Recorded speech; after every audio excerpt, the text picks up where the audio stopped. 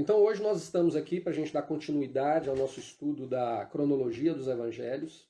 Né? Nos dois episódios anteriores, nós estudamos ali a respeito do nascimento de João Batista e o ministério de João Batista, né? A missão que João Batista veio cumprir. Semana passada a gente falou sobre a genealogia de Jesus, que o qualifica como um herdeiro legítimo ao trono de Israel.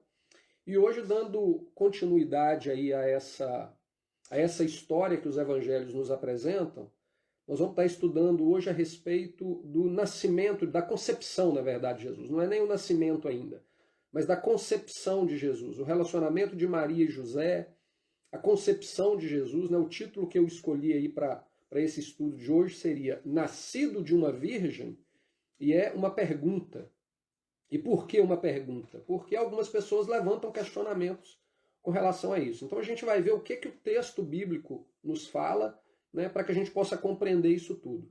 Aparentemente é um tema pequeno, um tema que a gente conseguiria abordar de uma maneira muito rápida, mas como vocês vão ver aqui, existe um contexto por trás disso tudo muito maior do que simplesmente aquilo que a gente lê ali nos evangelhos, sejam 20 ou 30 versículos. O contexto por trás ele é muito maior do que isso. Então, para a gente começar esse estudo de hoje, eu não vou ler aqui, algumas passagens eu não vou ler para a gente poder tentar fazer o estudo da maneira mais rápida possível. Independente disso, ela sempre fica longo, mas para a gente poder tentar não deixar longo demais, então eu não vou ler alguns versos que eu vou estar comentando com vocês. Mas para a gente começar aqui, a gente tem que lembrar da leitura que nós fizemos na primeiro episódio que a gente fez aí dessas séries de estudo, que foi quando a gente leu o primeiro capítulo do Evangelho de Lucas. Lá no versículo 26 a 38 de Lucas, fala a respeito do momento em que Maria ela recebe a visita do anjo, né, que estava anunciando para ela que ela estaria grávida, né, do filho, né, que o Espírito Santo faria aquela obra na vida dela para ela trazer ao mundo o Filho de Deus. E aí quando a gente lê ali, especificamente do versículo 26 ao versículo 38 do primeiro capítulo de Lucas, duas coisas nos chamam a atenção ali. A primeira coisa é que o texto de Lucas, ele deixa claro que Maria engravidou sem ter tido intimidade com José. Então, Lucas ele deixa de maneira inequívoca que a concepção de Jesus foi uma concepção sobrenatural. A gente vai estar tratando disso mais no final do estudo, a gente vai voltar nesse aspecto. Um outro aspecto que deixa claro para a gente ali, e é o que a gente vai estar tratando agora, é que, e a gente já viu isso nos episódios anteriores, é que quando o anjo aparece para Maria para anunciar a concepção, já haviam passado 6 meses do momento em que Isabel, né, esposa de Zacarias e mãe de João, concebeu, né, ou engravidou-se de João Batista. E a gente sabe que aquela gravidez ocorreu no dia 3 de junho do ano 4 a.C. e exatamente, né, imediatamente após a festa de Pentecoste. Então, tendo isso em mente e sabendo que o anjo aparece para Maria 6 meses depois, isso nos coloca a vinda do anjo para anunciar a gravidez de Maria no período entre o dia 15 e o dia 22 de dezembro daquele ano. Exatamente durante o período de uma festa, que a gente já citou também anteriormente, que é uma festa citada no capítulo 10 do Evangelho de João, que é a festa de Hanukkah. A festa de Hanukkah, como a gente já tinha falado anteriormente, ela não é uma festa, não é um mandamento bíblico, ela não é uma lei bíblica, e a gente vai entrar para a gente poder tentar compreender o significado da festa de Hanukkah, porque isso tem tudo a ver, apesar dela não ser um mandamento bíblico, uma lei bíblica, a palavra de Deus ela deixa claro que os oráculos de Deus, ou seja, a comunicação de Deus com o resto da humanidade, ela foi entregue ao povo de Israel. Então, mesmo aspectos que talvez não estejam de forma clara, explícita nas Escrituras, às vezes uma simples ação de Israel, ela tem um impacto no agir de Deus em relação à humanidade que a gente tem que estar de olho nele. Por quê? Porque eles são o veículo através do qual Deus se manifesta para o resto da humanidade. Isso foi uma escolha de Deus. Então, essa festa, que não foi uma festa estabelecida por Deus lá na lei, né, aquelas horas marcadas estabelecidas por Deus, a gente vai aprofundar um pouco mais aqui para a gente poder entender o que essa festa significa. De qualquer maneira, nós vamos ver que essa festa, ela tem sim um aspecto profético, ou uma figura profética contida nela, que nos ajuda a compreender o agir de Deus em favor do seu povo. Então, quando a gente analisa aqui o período em que Isabel engravidou de João, e 6 meses passados, o período em que Maria engravidou de Jesus, e o anjo veio comunicar isso a Maria, isso então nos coloca, durante esse período da celebração dessa festa em Jerusalém, entre os dias 15 e o dia 22 de dezembro. E aí algumas pessoas poderiam até dizer assim, né? Passou raspando, né? Jesus não teria nascido no Natal, né, no dia 25 de dezembro, mas passou raspando. Quase que a gente consegue arrumar uma desculpa para poder celebrar o Natal, nem que seja o anúncio do anjo a Jesus. Né? Algumas pessoas poderiam pensar isso, mas quando a gente aprofunda aqui no que essa festa significa, nós vamos ver que a situação, na verdade, é o oposto, é completamente o oposto. Para a gente poder entender essa festa, a gente precisa ir lá no capítulo 8 de Daniel. Eu também não vou ler o capítulo 8 de Daniel aqui, deixo para vocês aí lerem. Mas o capítulo 8 de Daniel, ele tem, o profeta Daniel, ele recebe uma visão da parte de Deus que anuncia a ele a respeito de reinos futuros que dominariam sobre a terra em um tempo determinado. Então, Daniel, ali no capítulo 8, ele tem uma visão específica de 2 animais. Um animal é um carneiro com 2 chifres e um bode com um chifre muito grande. Esse bode, ele vem de uma maneira muito rápida, muito violenta, e ele mata esse carneiro, ele destrói esse carneiro, e ele toma o lugar desse carneiro.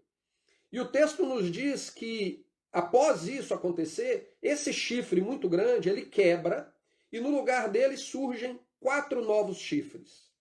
Desses 4 novos chifres, um chifre se sobressai aos outros 4 e ele se expande por toda a terra, principalmente para a Terra Santa. Essa visão, ela trata especificamente do Império Medo-Persa e do Império Grego. O Império Medo-Persa está representado ali pelo carneiro, que tem os 2 chifres, né? Era um domínio que existia no mundo conhecido até então, que era dividido em 2 reinos, né? 2 reinos se uniram para poder estabelecer esse império, os medos e os persas. Então, por isso, esses 2 chifres desse carneiro. E o bode representa o Império Grego de Alexandre o Grande. Alexandre o Grande é um personagem conhecido na história mundial, é alguém que conquistou o mundo conhecido na época muito rápido e muito jovem. Ele era muito jovem quando ele conquistou o mundo, e ele veio com toda a violência e ele completamente destruiu o Império Medo-Persa e conquistou o mundo conhecido até então. Só que ele morre muito jovem, ele adoece logo depois disso, morre, e o império que Alexandre o Grande conquista, né, esse chifre grande, ele quebra e ele conquista, ele é dividido então para 4 dos seus generais. Simbolizando esses 4 chifres pequenos que aparecem ali na visão de Daniel. Um desses generais se chama Antíoco Epifânio. Antíoco Epifânio, ele se sobressaiu aos demais generais, ele conquistou outras terras, além daquelas terras que foram repartidas para ele, e ele dominou sobre a região de Israel. A história conta que durante o período de domínio de Antíoco Epifânio sobre a região de Israel, Israel sofreu um dos domínios mais sangrentos da sua história.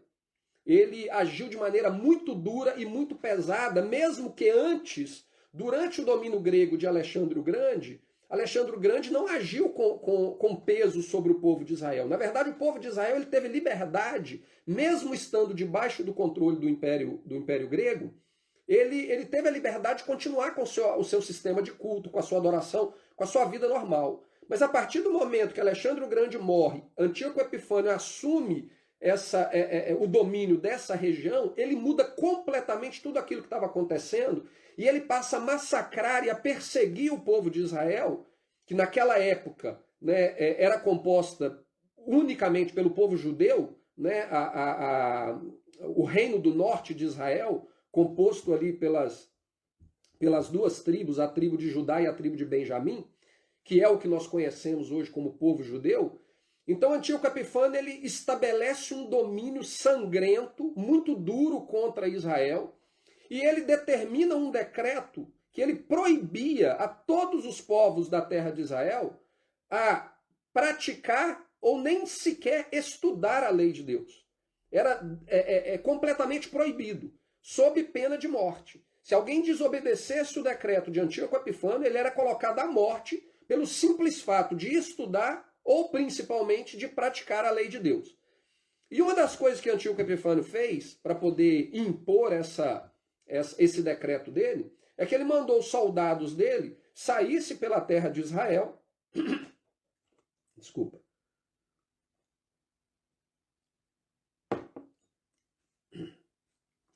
Ele mandou então que os seus soldados saíssem pela terra de Israel com bandejas ali de animais imundos mortos, né, e preparados ali para comida, para ser comido, e ele andava pela terra de Israel forçando as pessoas a comerem.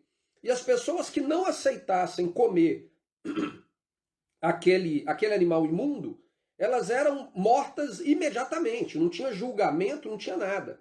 Era uma coisa barbária.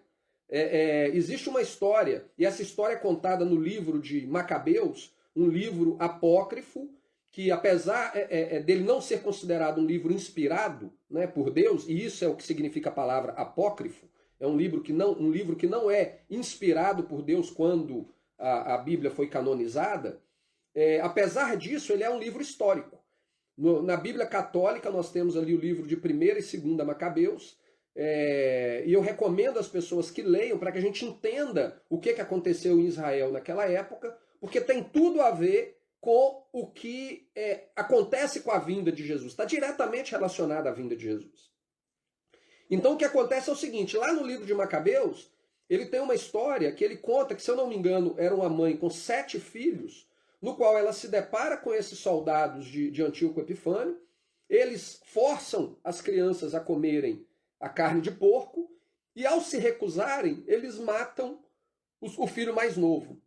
E aí ela continua se recusando, e eles vão matando todos os filhos de uma maneira bárbara, terrível, de maneira muito cruel, até que eles chegam a ela e ela é morta. Existe também uma história que é narrada lá no livro, de uma mãe que ela foi transpassada com a espada, ela junto com o seu bebê, porque o soldado foi examinar o bebê e descobriu que o bebê tinha sido circuncidado. E por terem circuncidado o bebê, era a pena de morte. Então, durante esse período, esse reinado de Antíoco Epifânio, ele agiu de uma maneira muito dura, e as pessoas elas não podiam mais observar as dietas, né, as regras alimentares estabelecidas por Deus na lei. Elas não poderiam guardar o sábado, elas não poderiam guardar as festas bíblicas, elas não poderiam circuncidar os seus filhos, elas não poderiam fazer nada disso. E lá na profecia de Daniel, no capítulo 8, Daniel deixa isso muito claro. Quando ele fala que esse chifre que sobressairia aos outros 3 chifres, e ele iria para a Terra Santa, ele viria para perseguir, ele viria para destruir o povo de Deus, e ele profanaria o templo de Deus. E foi exatamente isso que Antíoco Epifânio fez. No dia 25 de dezembro daquele ano, isso foi por volta do ano 168 a.C., no dia 25 de dezembro, o dia em que os povos pagãos que praticavam a adoração ao Deus Sol, independente do nome que eles dessem a ele, seja Júpiter, seja Zeus, seja qualquer outro nome, na cultura pagã que herdou essa adoração ao Deus Sol, eles estabeleceram que o dia 25 de dezembro era o dia do nascimento do Deus Sol, porque era o solstício de inverno. Era o dia que era o menor dia do ano, né? O período ali, na verdade, entre o dia 21 e o dia 25, ele é o menor dia do ano em termos de luz solar no hemisfério norte, e a partir daquele período, o dia começa a crescer novamente, a ter mais luz. Então, na cultura pagã, eles celebravam isso como se fosse o renascimento ou o nascimento do Deus Sol, que voltava a trazer vida para a Terra após o inverno. Então, Antíoco Epifânio, que era de uma nação que praticava a adoração baseada nessa cultura que veio lá da Babilônia, que eles herdaram lá da Babilônia, ele decidiu, então, no dia 25 de dezembro, sacrificar porcos no altar do templo em Jerusalém, levantar uma estátua de Zeus no templo em Jerusalém e obrigar o povo a ir a Jerusalém para adorar.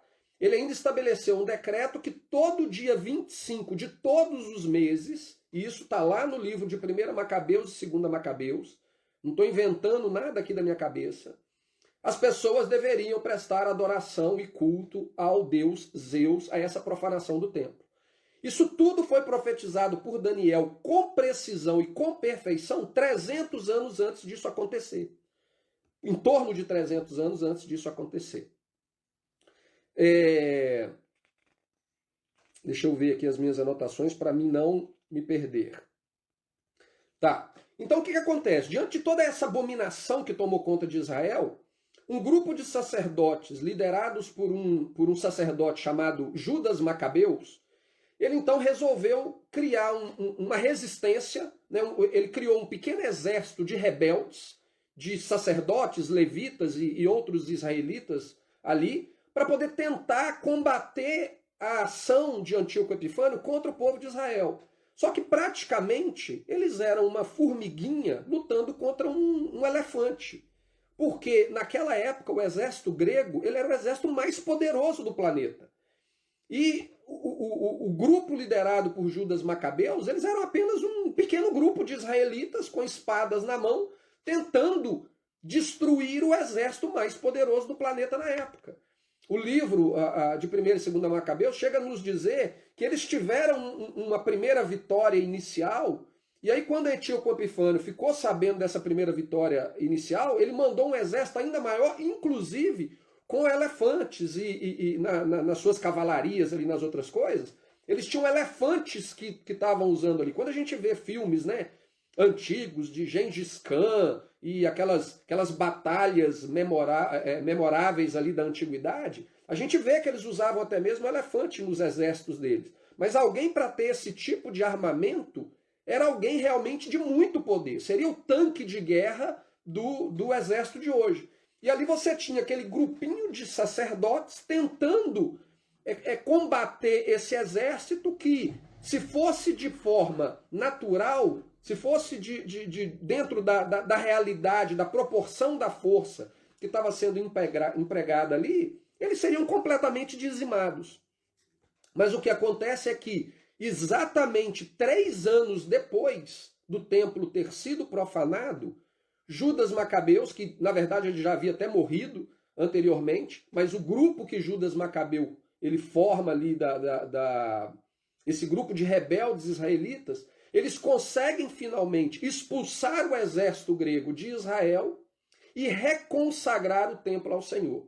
Então, 3 anos exatamente da data em que o templo foi destruído, foi profanado, né, no dia 25 de dezembro, 3 anos depois, dentro do calendário bíblico, e aí não necessariamente teria sido no dia 25 de dezembro, porque quem está acompanhando aqui desde o início dos estudos sabem que os calendários eles mudam um pouco a questão das datas, mas 3 anos depois, no dia 25 do 10º mês do calendário bíblico, o mês que no judaísmo de hoje, né, no calendário judaico de hoje, recebe o nome de Kislev, no dia 25 daquele mês, se determinou então que ali foi feito a rededicação do templo a Deus, e se determinou que eles iriam celebrar a festa dos tabernáculos com 3 meses de atraso. Como eles não tinham tido a oportunidade de celebrar a festa dos tabernáculos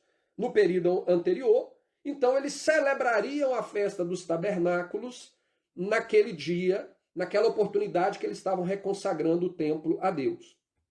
E determinou-se então naquela oportunidade também que dali em diante eles sempre celebrariam no dia 25 de Kislev, no calendário judaico, eles celebrariam uma festa de 8 dias em memória dessa intervenção milagrosa de Deus em favor do povo de Israel, em libertar a nação da influência e do domínio pagão que tinha por objetivo abolir a lei de Deus, abolir o culto ao Deus verdadeiro, o substituindo por um sistema de adoração a um Deus pagão.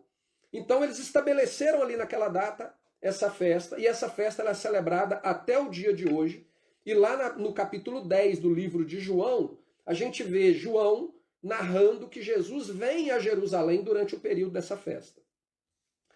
Mas o que a gente vê acontecer aqui é que isso tudo que aconteceu, se não tivesse acontecido, se Deus não tivesse intervido na história de Israel, dando a esse grupinho de soldados formado por sacerdotes e por levitas uma vitória sobrenatural sobre o Império Grego, não existiria Israel ou Jerusalém ou templo para que o Messias viesse a nascer cerca de 160 anos depois.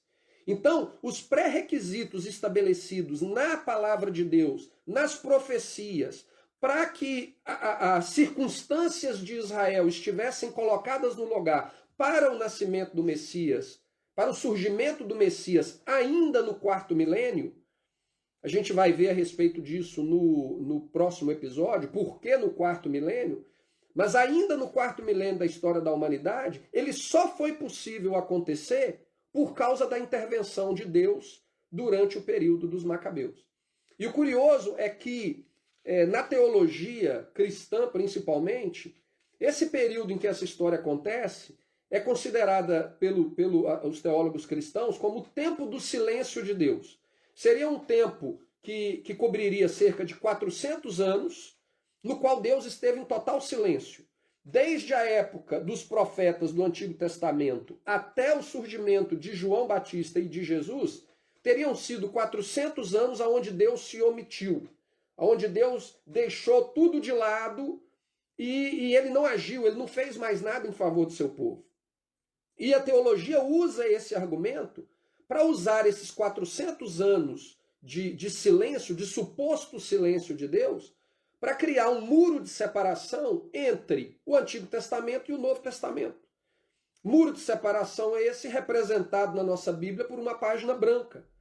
E por que eles fazem isso? Porque eles querem dar a entender que o Deus do Antigo Testamento, ele deixou de ser o Deus dos judeus, e aí ele vem para uma nova realidade, 400 anos depois dele ter passado por um período de reflexão, talvez, e ele concluiu que não servia mais ser aquele Deus daquele povo. Então ele é um novo Deus para um novo povo, que é o Deus dos gentios. Então esses supostos 400 anos que Deus saiu de cena, ele é utilizado como essa desculpa para desconstruir a continuidade do agir de Deus em favor do seu povo, a quem pertence tanto a velha aliança como a nova aliança, que é o povo de Israel. Mas quando a gente conhece a história por trás, a gente vê que não era assim. Deus estava agindo em favor do seu povo, tanto que ele deu essa vitória extraordinária para os macabeus nessa época, possibilitando assim que existisse um Israel, um Jerusalém e um templo capaz de receber o cumprimento das profecias relacionadas à primeira vinda do Messias. E aí, quando a gente volta ali para as páginas dos evangelhos, tendo em mente, compreendendo a profundidade do que significa aquilo que aconteceu na época dos macabeus, a gente vê aqui então nas páginas dos evangelhos que exatamente no período em que o povo de Israel estava celebrando a festa que lembrava essa vitória, que lembrava essa libertação de Deus da influência pagã sobre o sistema de culto ao Deus verdadeiro. Esse perigo que representava o agir de Antíoco Epifânio, que veio para destruir a lei de Deus, conforme profetizado por Daniel. O anjo aparece para Maria e anuncia que no ventre dela ela estaria gerando a vida daquele que vem ao mundo para ser a luz do mundo. Aquele que é a palavra de Deus que se faz carne e vem habitar entre nós para ser o nosso exemplo de como viver na prática e na perfeição a palavra de Deus, a sua lei.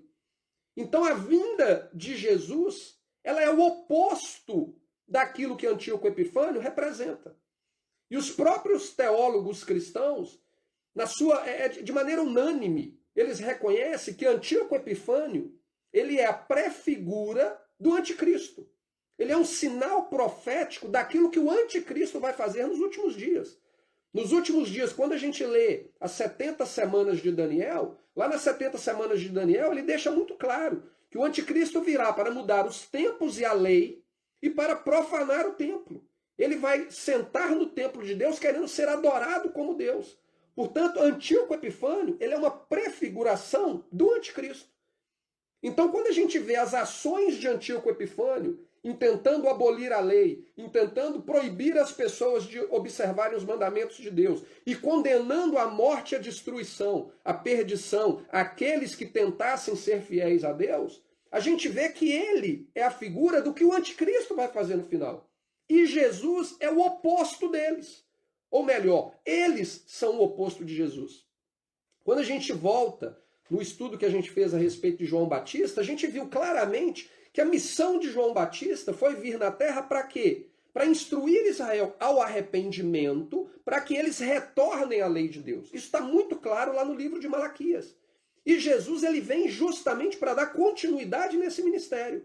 Então, durante aquele dia em que Israel estava celebrando aquela festa, que mostrava o favor de Deus, o agir de Deus em favor do povo dele, para os libertar da influência pagã, o anjo anuncia a Maria que o Filho de Deus viria ao mundo. Através dela, ela seria o instrumento através do qual ele nasceria, ele viria ao mundo, quando a palavra de Deus, a lei de Deus se tornaria carne e viria viver entre nós. Ele que é a luz do mundo. Então ele vem trazer a luz para nos mostrar o caminho em que nós devemos andar. E os caminhos de Jesus é o oposto do caminho de Antíoco Epifânio. É o oposto. Infelizmente, a mensagem que foi passada para nós é que, na verdade, Jesus veio oficializar a obra que Antíoco Epifânio tentou fazer. Porque quando a gente olha para a figura de Antíoco Epifânio e para a figura do Jesus que nos é pregado dentro das igrejas hoje, Jesus ele veio para nos dar a liberdade para fazer aquilo que Antíoco Epifânio tentou colocar em prática através da força. O que a gente aprende? É que Jesus veio para acabar com a circuncisão. É que Jesus veio para acabar com a necessidade de observar a lei de Deus. Na verdade, se você observa a lei de Deus, você caiu da graça. Você está rejeitando a Cristo. Então, para você ser um cristão verdadeiro, você tem que praticar aquilo que é contra a lei. Porque se você tentar se submeter à lei, você está rejeitando a graça de Cristo. O que eles estão apresentando para a gente não é a figura do Messias, é a figura do anti-Messias, do anticristo, que é o que Antíoco Epifânio fez.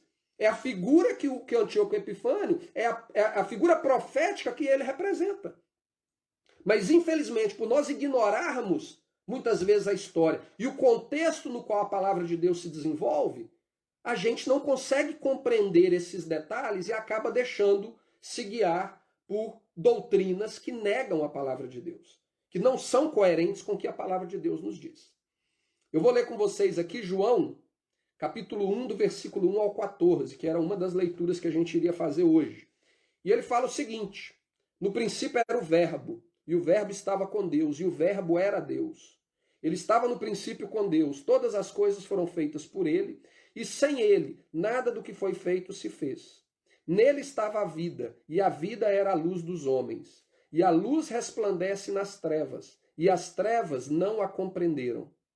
Houve um homem enviado de Deus, cujo nome era João.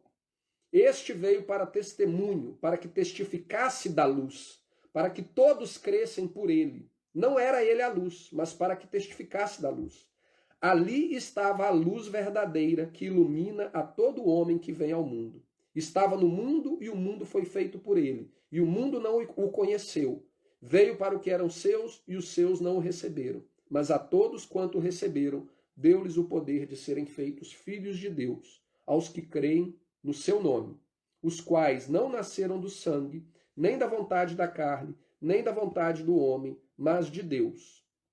E o Verbo se fez carne e habitou entre nós. E vimos a sua glória, como a glória do unigênito do Pai, cheio de graça e de verdade. Então, aqui ele faz uma representação clara de que o Verbo, a palavra de Deus, se fez carne e veio habitar entre nós.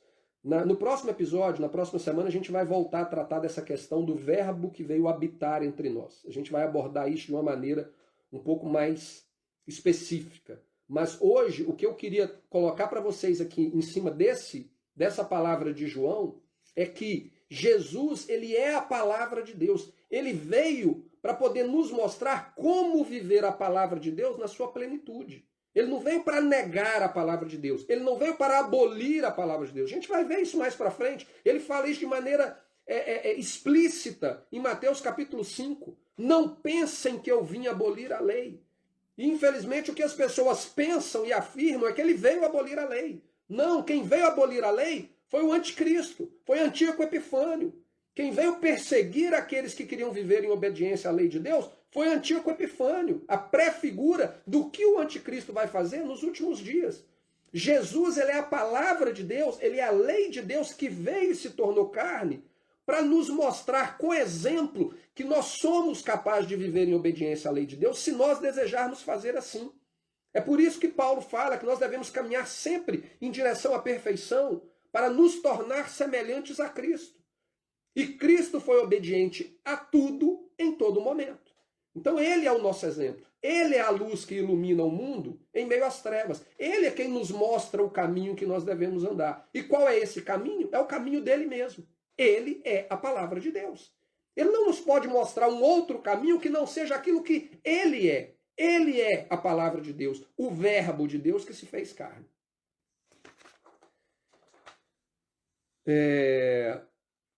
Continuando. Dito isto, então agora vamos para Mateus, que é a outra parte que a gente já está estudando hoje. Então a gente viu aqui que lá no livro de Lucas, né, Maria, ela recebe essa visita do anjo, né, e isso é narrado tanto em Lucas quanto aqui em Mateus. E a gente vai ler agora Mateus capítulo 1, do versículo 18 ao versículo 25, onde ele, dentro da perspectiva de Mateus, ele nos apresenta o que aconteceu durante aquela visita. E o texto começa dizendo assim, a partir do versículo 18. Ora, o nascimento de Jesus Cristo foi assim, que estando Maria, sua mãe, desposada com José, antes de se ajuntarem, achou-se ter concebido do Espírito Santo. Então José, seu marido, como era justo e não queria infamar, intentou deixá-la secretamente. E projetando ele isto, eis que em sonho lhe apareceu um anjo do Senhor, dizendo: José, filho de Davi, não temas receber a Maria, tua mulher, porque o que nela está gerado é do Espírito Santo. E dará à luz a um filho, e chamarás ao seu nome Jesus, porque ele salvará o seu povo dos seus pecados. Tudo isso aconteceu para que se cumprisse o que foi dito da parte do Senhor pelo profeta que diz: Eis que a virgem conceberá e dará à luz a um filho, e chamá-lo-ão pelo nome Emanuel, que traduzido é Deus conosco. E José, despertando do sonho, fez como o anjo do Senhor lhe ordenara, e recebeu a sua mulher. E não a conheceu até que deu à luz a seu filho, o primogênito, e pôs-lhe o nome por Jesus. Então aqui, a começar pelo versículo 18. Versículo 18. Deixa eu abrir a minha Bíblia aqui, porque na minha anotação não estão especificados os versículos. Versículo 18, ele fala o seguinte: estando Maria, sua mãe, desposada com José, antes que se ajuntarem, achou-se ter concebido do Espírito Santo. Desde os primeiros séculos, existe um debate em cima do nascimento virginal. Algumas pessoas, durante os primeiros séculos, negaram o nascimento virginal, e até hoje existem pessoas que levam esse assunto para esse aspecto. Não, não existe esse nascimento virginal. Isso não bate com o que foi profetizado lá em Isaías. A gente vai tratar disso. Isso não bate com a realidade. Então, existem toda uma espécie, toda uma discussão e várias teorias relacionadas a isso. Mas vamos ver o que o texto nos diz. O texto aqui de Mateus, ele deixa muito claro, assim como o texto de Lucas também deixa claro, que Maria concebeu antes de conhecer a José, seu marido. Quando a gente conhece o aspecto bíblico e cultural hebraico por trás, o pano de fundo, o contexto no qual as Escrituras ou o próprio Novo Testamento ele é escrito, fica mais fácil a gente compreender isso. Dentro da cultura hebraica bíblica, isso não é tradição hebraica, é cultura hebraica bíblica, o casamento ele tem dois estágios. Ele tem o primeiro estágio, que a pessoa já está casada, mas eles não convivem juntos. O casamento já está sacramentado, mas cada um vive na sua casa. A mulher vive na casa dos pais, o homem vive na casa dos pais. Eles não têm relacionamento, eles não têm contato, mas eles já são considerados casados. Essa realidade, no hebraico, ele se chama eruzim. Eruzim. Desculpe, eu não falo hebraico, então pode ser que a minha pronúncia esteja incorreta. Mas é algo parecido com isso. Iruzim ou eruzim. É o estado em que você está casada com alguém, mas você ainda não consumou aquele casamento. Quando essas duas pessoas se unem e passam a viver junto e têm intimidade, elas então elas oficializam essa união e ela passa a ser, o casamento então, essa união passa a ser chamada em hebraico de nizuim. Nizuim é quando você está casado, morando junto e tendo relacionamento. Iruzim é quando você está casado, mas você não tem contato nenhum com aquela pessoa, cada um vive na sua casa, mas vocês já estão casados, porque a promessa do casamento já foi feita. E dentro da perspectiva bíblica, não tem diferença aos olhos de Deus se você já oficializou o casamento ou se você foi apenas prometido em casamento. E a gente tem que entender que dentro da perspectiva bíblica, eram os pais quem determinavam o casamento. Na verdade, essa é a realidade até o dia de hoje. Aqui no bairro, já comentei outras vezes, eu moro em um bairro de judeus ortodoxos em Londres, e aqui no bairro ainda funciona exatamente como era no tempo bíblico. Quando a moça ou o rapaz ele atinge uma determinada idade, por volta de 18, 19 anos de idade, os pais começam a procurar o marido ou a esposa. E aí eles vão na sociedade, eles entram em contato até em outros países, para saber de outros pais que estão também procurando. Né? Às vezes tem, por exemplo, vou dar um exemplo que a gente viveu aqui. A minha esposa trabalha na casa de judeus ortodoxos, e no primeiro casamento da família, era uma menina, a filha mais velha dela ia se casar, e o pai dela, ele é professor de uma escola de judeus ortodoxos.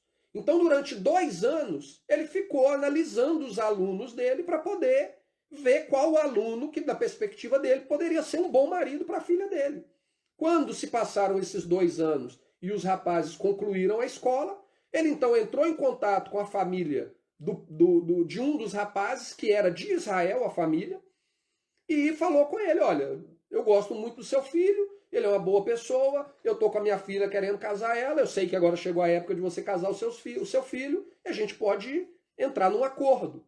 E a família então vem de Israel para cá, eles se reúnem, eles conversam, é um acordo que abrange vários aspectos, inclusive aspectos financeiros, as responsabilidades de um, de outro. Então, a partir do momento que aquele acordo é feito entre os pais, eles então marcam o encontro dos dois. Até então, a menina, ela não sabe quem é o menino que o pai está olhando. O menino não sabe quem é a menina que o pai está olhando. A partir do momento que os pais concordam em estabelecer aquela união, eles então chamam os dois para se conhecerem. E aí isso acontece normalmente apenas uma vez antes do casamento ser oficializado, e na sala da casa, com os pais no cômodo do lado. Então os dois ficam ali por 1 ou 2 horas, um de um lado da mesa, o outro lá do outro lado da mesa, bem distante, e aí eles vão falar das coisas que eles gostam, dos interesses deles, vão se conhecer um pouco, entender pelo menos um pouco os objetivos de um e os objetivos dos outros, mas os próprios pais, já sabendo as características dos filhos, eles vão procurar uma esposa ou um marido que seja compatível com aquelas características, e saindo dali, se os filhos não colocarem nenhum tipo de oposição, o que é muito raro, muito, muito, muito raro, na sua grande maioria, eles consentem com a decisão dos pais, o casamento então é oficializado. A partir do momento que aquele acordo é fechado e os jovens eles concordam com ele, então eles anunciam para o resto da comunidade que eles entraram em estado de erosim, provavelmente a pronúncia. E aí a comunidade vai à casa da moça, do rapaz, eles fazem lá durante uma noite, né? A comunidade toda vai ali para poder cumprimentar, para poder saudar, para dar os parabéns, mas daquele momento em diante, eles estão oficialmente casados. Em Deuteronômio 22, versículo 23, existe uma lei específica para quem está nesse estado de relacionamento, onde a lei determina que a pessoa que está prometida a alguém, ou seja, a pessoa que está nesse estado de erosim, ela está prometida para alguém. Se ela tiver relacionamento sexual com outra pessoa, é considerado adultério e é pena de morte. Então não tem distinção aos olhos de Deus. Mas dentro do dia a dia existe uma diferença. A partir do momento em que aquele casamento é oficializado, eles vão marcar então para alguns meses, ou às vezes demora até um ano, normalmente em torno de alguns meses, 6 meses, aonde eles vão fazer a celebração do casamento e a união dos dois. E aí eles passam a morar junto, a terem relacionamento, e eles passam a viver o casamento no estado Nizuim. Então, biblicamente falando, isso é muito claro, isso é muito fácil de entender se a gente conseguir compreender o pano de fundo, o contexto da história do povo de Israel por trás. O problema é que a gente foi ensinado a vida inteira a olhar a palavra de Deus pela nossa perspectiva gentílica. E a gente fica tentando interpretar as escrituras dentro da nossa perspectiva gentílica. Como eu falei no início do estudo, os oráculos de Deus, a comunicação de Deus, ela foi dada para o povo de Israel. Portanto, se nós queremos entender essa mensagem de maneira correta, nós temos que entender dentro da perspectiva deles. E quando eu falo da perspectiva deles, eu não estou falando que nós temos que ir procurar um rabino que não crê em Jesus para poder tentar aprender com ele. Porque eles são aqueles que Jesus disse que eram cegos guiando cegos à perdição. Mas nós devemos procurar entender dentro do contexto histórico, do contexto linguístico, do contexto cultural. Nós temos que entender as escrituras dentro dessa perspectiva para que nós possamos compreender todas essas nuances, todos esses detalhes que muitas vezes passam despercebido e que não nos ajuda a compreender as escrituras na sua profundidade. Então, quando a gente lê esse capítulo 18, a palavra de Deus ela é muito clara. Quando o anjo ele fala para Maria que ela estaria grávida do Espírito Santo, ela estava num relacionamento com José no estado de erosim. Ela não tinha relacionamento com ele. Eles não tinham intimidade, eles não tinham contato. Isso está muito claro. Versículo 19. Versículo 19 diz o seguinte: então José, seu marido, como era... Não. Tá. Então José, seu marido, como era justo e não queria infamar, intentou deixá-la secretamente. Como eu disse, lá em Deuteronômio capítulo 22, versículo 23, existe uma lei que determina o seguinte: se a pessoa estiver prometida, estiver em Eruzim, e ela ter relacionamento com outra pessoa, é adultério e a pena de morte. Então, na verdade, o que José estava evitando aqui é entregar Maria para ser apedrejada, para a pena de morte. Inclusive, os manuscritos em hebraico do livro de Mateus, ele fala isso de maneira explícita. Aqui na nossa versão ele fala o seguinte: não querendo infamar, intentou deixá-la secretamente. Nos manuscritos em hebraico de Mateus fala o seguinte: não querendo expô-la para a morte, ou seja, tá falando a linguagem certa. Aqui, se a gente não entender o contexto, a gente só pensa assim: ah, ele não queria dar má fama para ela por ser uma mãe solteira. Não, não é má fama, não. Ele não queria era que ela morresse. Era isso que ele não queria. E o texto fala aqui que por ele ser um homem justo, ele não queria entregar ela para ela ser morta.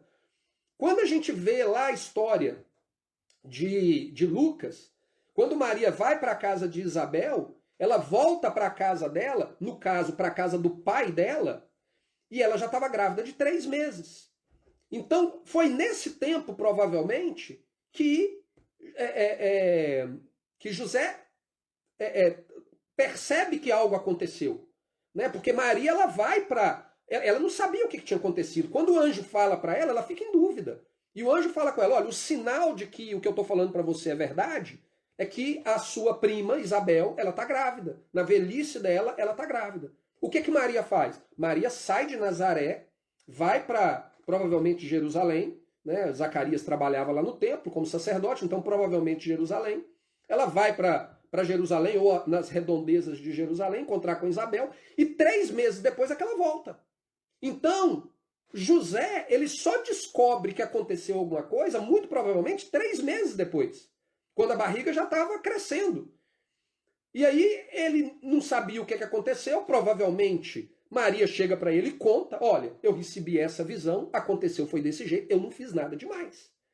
Então, a palavra de Deus, ela deixa muito claro que para você condenar alguém à morte, você precisa ter testemunhas.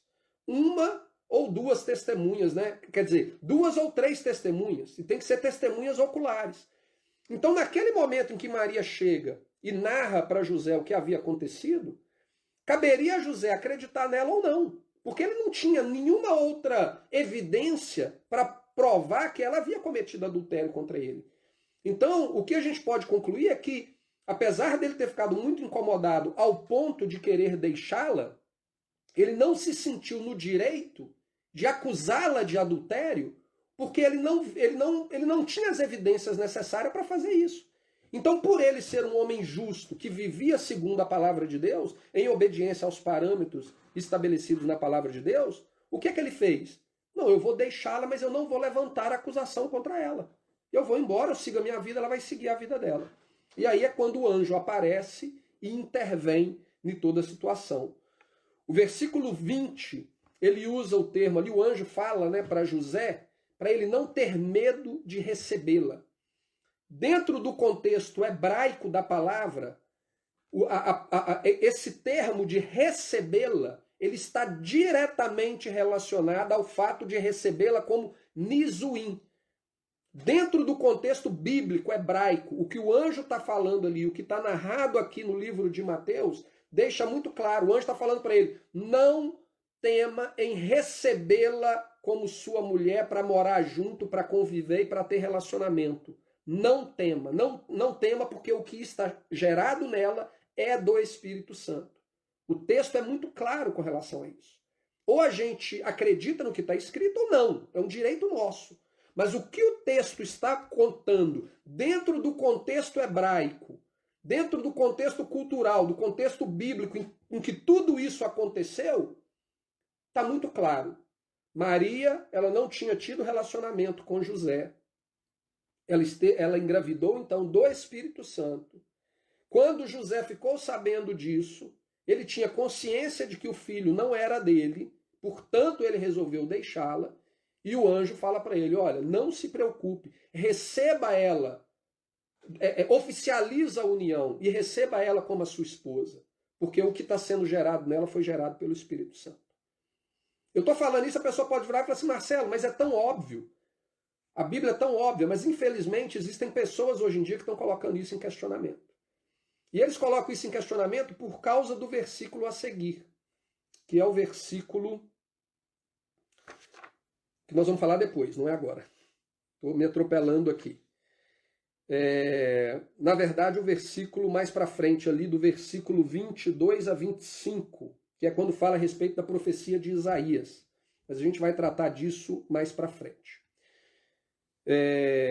Por agora, o que nós vamos falar é a respeito do seguinte. Quando, então, ele fala para ele recebê-lo, então a gente chega no versículo 21. E no versículo 21 diz o seguinte: E darás à luz a um filho, e chamarás o seu nome Jesus, porque ele salvará o seu povo dos seus pecados. A vida inteira eu cresci, e o único nome que eu conhecia como sendo o nome do Filho de Deus era o nome Jesus. Hoje em dia nós vivemos uma realidade muito diferente. O mundo se desenvolveu de tal maneira que nós temos acesso a informações que a gente não tinha até um tempo atrás. E hoje, a grande maioria das pessoas, elas têm conhecimento, pelo menos o discernimento básico, de que o anjo não falou isso para Maria. O anjo não mandou Maria colocar o nome de Jesus no filho dela, porque Jesus não é uma palavra hebraica. Jesus não existe Jesus dentro do contexto hebraico. O nome que o anjo proclamou para Maria colocar no filho dela foi o nome Yeshua. E aqui existe uma coisa muito interessante no texto, é que no original em hebraico, no manuscrito em hebraico, a palavra aqui fala o seguinte: ele usa uma rima,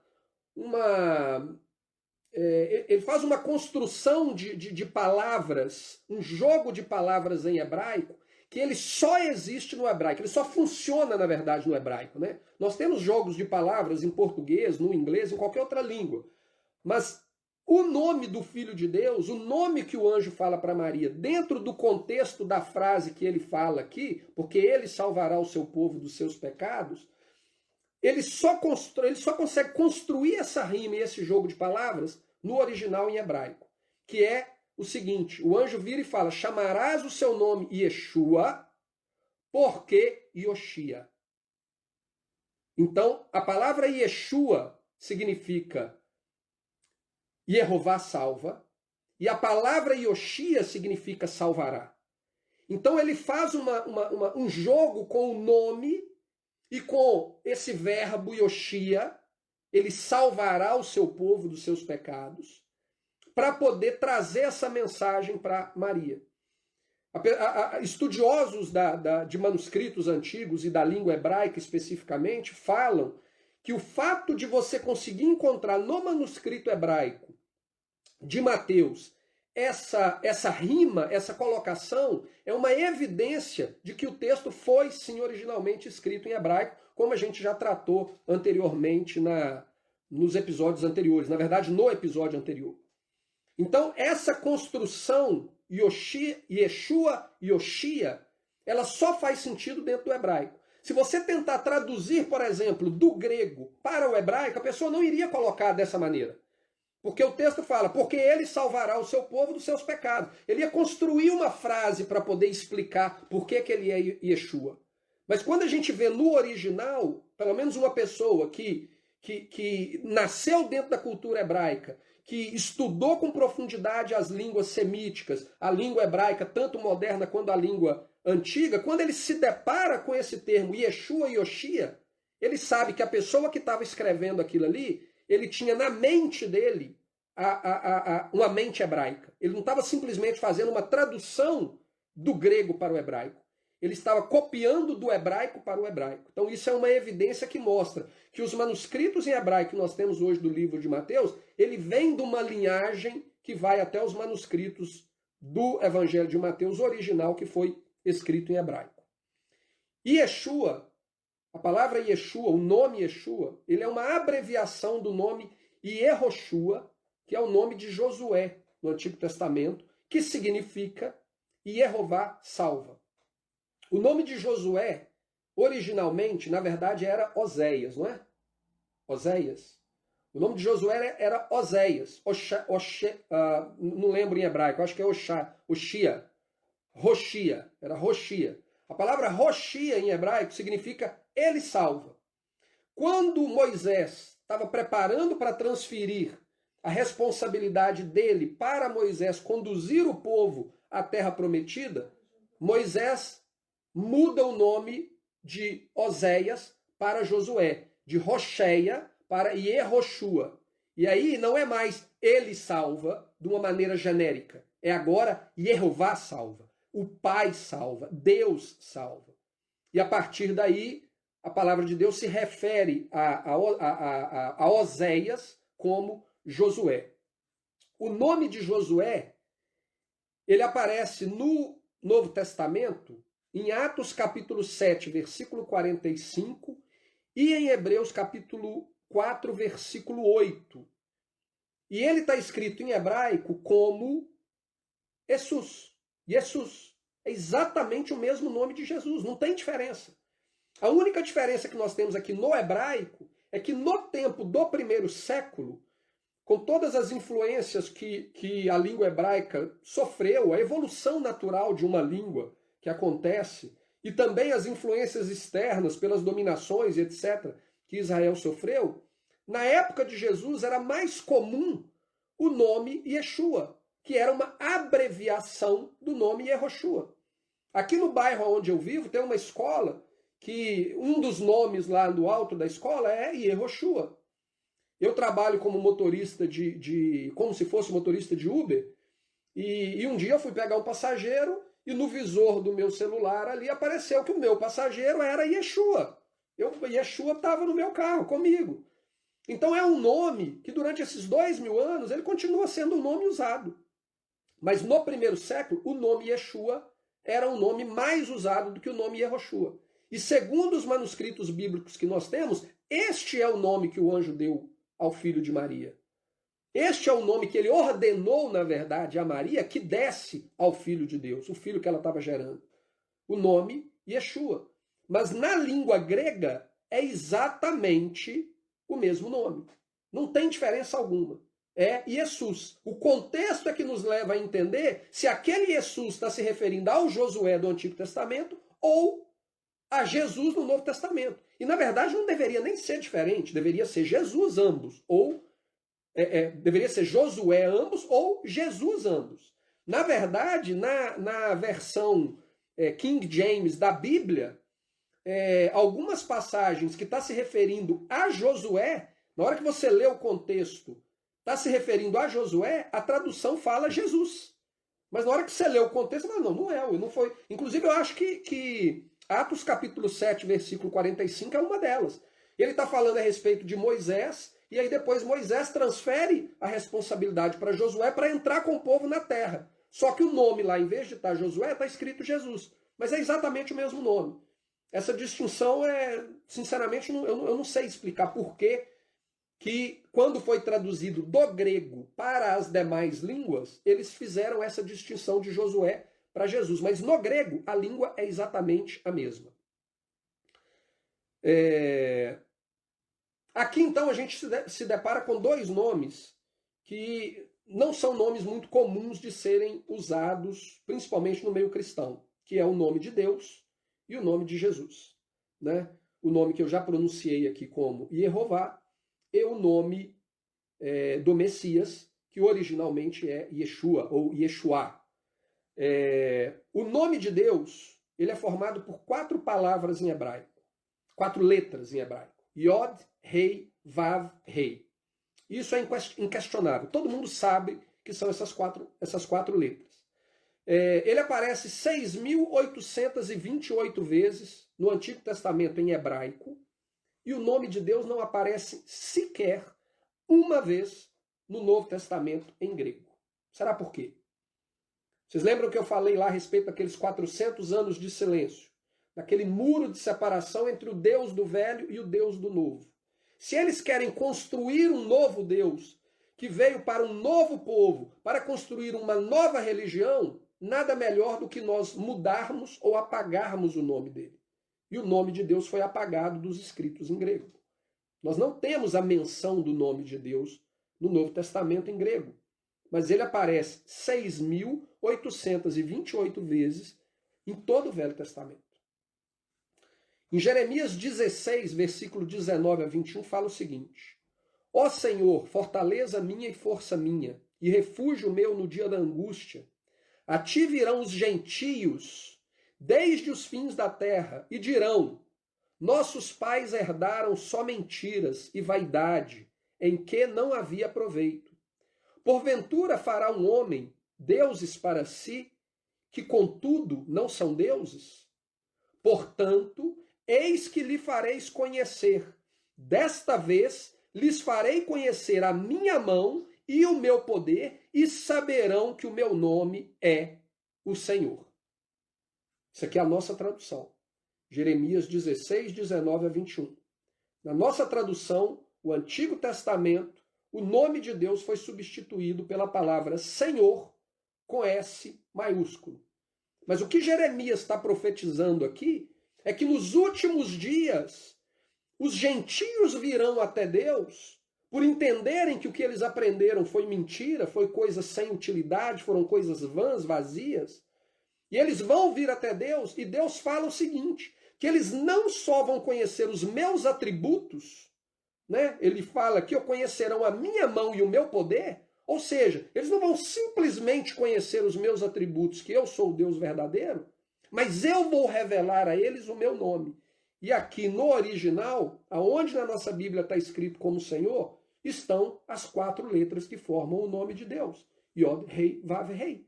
Então, o que Deus está nos falando aqui através da profecia é que nos últimos dias o povo vai conhecer o nome dele, Jeová, não só o atributo dele.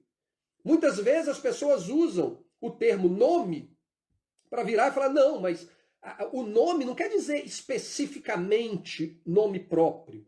Quando se diz a respeito do nome de Deus, ele está falando de invocar Deus como um todo. Mas especificamente aqui em Jeremias, ele faz uma distinção entre essas duas características. Eles vão conhecer a minha mão e o meu poder, ou seja, o Deus como um todo, o agir de Deus, os atributos de Deus, quem Deus é na sua essência, mas não só isso. Eles vão conhecer o meu nome próprio. É isso que está falando aqui em Jeremias. E em Joel, capítulo 2, versículo 32, nos diz o seguinte: E há de ser que todo aquele que invocar o nome do Senhor será salvo, porque no Monte Sião e em Jerusalém haverá livramento, assim como disse o Senhor, e entre os sobreviventes, aqueles que o Senhor chamar. Ele está falando aqui também a respeito dos últimos dias. Ele está falando aqui quando as nações da terra vierem contra Israel para poder destruir o povo de Deus. E ele fala o seguinte, aquele que invocar o nome do Senhor será salvo. Qual é o nome do Senhor que nós devemos invocar? Durante toda a minha vida dentro da igreja, eu aprendi que o nome que nós devemos invocar é o nome de Jesus. Aquele que invocar o nome do Senhor, substitua Senhor por Jesus, será salvo. Mas não é isso que o texto está falando. O que a profecia está falando é que aquele que invocar o nome Yod Rei Vav Rei será salvo. Esse é o truque de substituir o nome de Deus por um termo. Pelo termo Senhor, pela a maneira correta de expressar aqui, Senhor é um título. Por um título. Quando você arranca o nome de Deus e o substitui apenas pelo título genérico Senhor, qualquer um pode ser Senhor. O marido pode ser Senhor, o pai pode ser Senhor, o patrão pode ser Senhor, o presidente da república pode ser Senhor. Dentro da palavra de Deus, Adonai, existem diferentes níveis de Adonai dentro da palavra de Deus, de Senhor. Mas só existe um Yod Rei Vav Rei.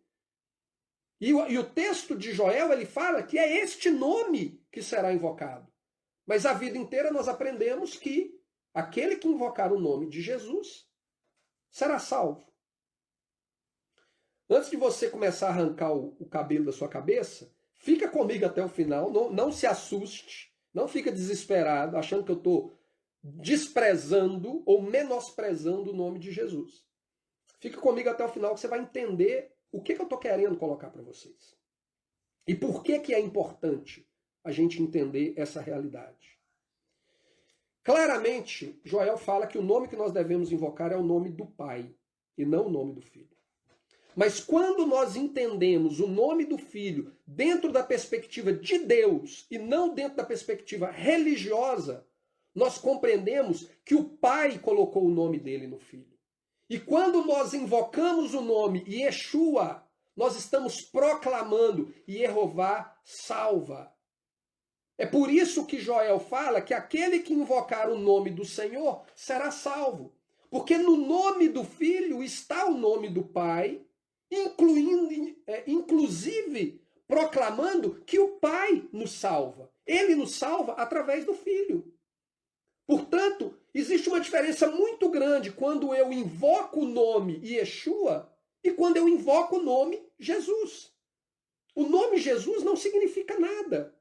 O nome Jesus ele é um agrupamento de letras que formam um som. Ele é a transliteração do nome hebraico Yeshua para o grego. O que seria essa transliteração? Eles pegam o som das palavras em hebraico e eles tentam atribuir dentro da língua grega os mesmos sons. Só que como a língua grega não existia todos os sons que existiam no hebraico, o resultado é que Yeshua se tornou Jesus em grego. Simplesmente isso. A partir do momento que se tornou Jesus, ele foi traduzido em outras línguas, como Jesus no espanhol, Jesus no italiano, Jesus no inglês, Jesus no português. Só que não significa nada. Yeshua tem um significado. Praticamente todos os nomes em hebraico possuem um significado. Mas a palavra Jesus em si, ela não tem um significado. Yeshua está diretamente relacionado ao verbo salvação, ao termo salvação, no próprio hebraico. O próprio nome, ele se confunde com o termo salvação. Agora, a palavra Jesus ou a palavra Jesus no grego, ela não tem conexão com a palavra grega que significa salvação. A palavra Jesus no português, ela não tem conexão com a palavra salvação. Olha, Jesus, salvação, são coisas completamente diferentes. São sons completamente diferentes.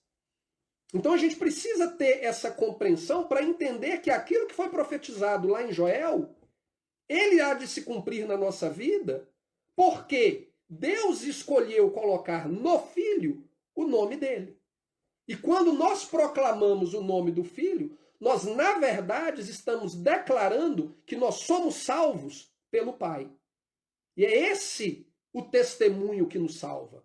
E Yehová nos salva, através do Filho Yeshua. Aí alguém pode me dizer o seguinte, mas isso não é tão importante, porque eu já ouvi outras pessoas usarem outras pronúncias. E se existem outras pronúncias, no final das contas não faz diferença, porque deve estar todo mundo errado. E eu não sei qual pronúncia seguir.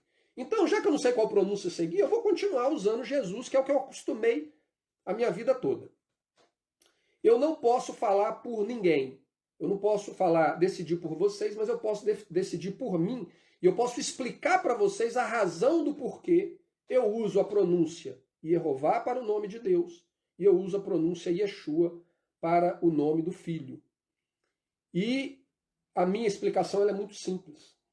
Como eu disse, o nome de Deus ele aparece 6.828 vezes nos manuscritos do Novo Testamento e nenhuma vez nos manuscritos do Velho Testamento e nenhuma vez nos manuscritos do Novo Testamento em grego. Porém, hoje, nós temos acesso a vários manuscritos em hebraico do Novo Testamento.